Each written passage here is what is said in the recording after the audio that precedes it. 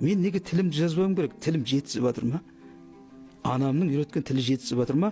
Қалаға келіп 75-ші жылы мен бір тұңғыш оқуға келіп түскенде ауылда бір орыс жоқ. Мен қалай қорлық көрдім. Сені мал санайды орыстар. Ал автобуста тұрсаң аяғыңнан тебеді. Орысша сөйле. Айтпай вон деп. Осының бәрін көрдім. Сонан кейін барып сол бірінші келген жылы анамның тілі деген тұңғыш әнім өмірге келді. Анамның тілі. Бердібек аға, бірақ қазір ешкім төбемізден былай төпелеп отырған жоқ, орысша сөйлеңдер деп. Адамдар өздері солай сөйлеп Намыстың жоғын кеткен. қайтесіз? Намыстың жоғы. Бізді қазір ешкім қысып отырған жоқ. Мен кіммін деген Өзіміз. сұрақ қою керек қой. Сен қазақ мемлекетте тудың ба, қазақсың ба? Біріншіден шешең қазақ па, қазақ, әкең қазақ па, қазақ, туыстарың бәрі қазақ па, қазақ. Сенің қандай құқың бар сен өз тіліңді лайлауға?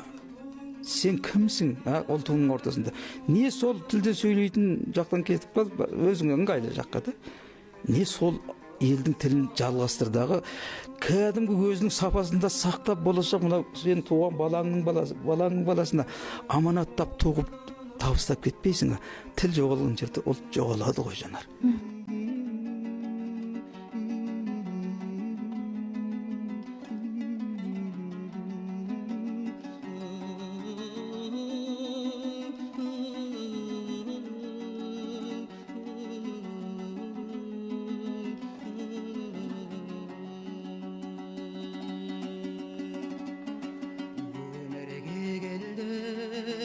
Anamdı gördüm, edi ol canım, gül jarğan bağım, samal bob jelpip, jırım enertip, yüretim bay, bal tölnen